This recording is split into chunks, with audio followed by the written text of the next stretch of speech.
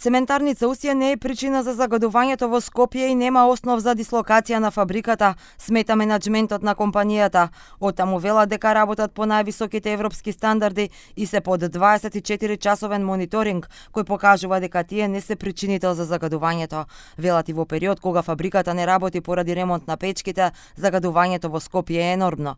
Денеска со поддршка на најголемата комора во земјава и првиот човек Бранко Азески ги кажа нивните аргументи. Голем број студии кои се сериозно направени, прават анализа на самите честички кои ги има во амбиентниот воздух. Покажуваат за нивното потекло и ниедна од нив не укажува дека индустријата е доминантен фактор. Од друга страна, Усје има 24-часовен мониторинг кој мери секоја секунда на секој оџак од производниот процес на фабриката.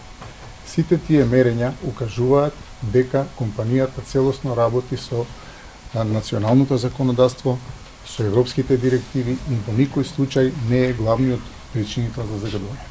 The company is operating and subjecting to continuous 24-hour independent monitoring, and we are holding, all of you know this, an A-grade environmental permit.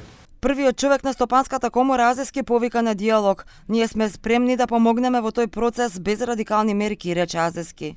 Многу прашања кај нас имаат суштествено значење за понатамошниот развој на државата, но она што мора да се знае, треба да се врвните приоритети кои што мора да се испочитуваат, заштита на населението, максимални услови за стварање профит на економијата и подигнување на нивото на животниот стандард на граѓаните.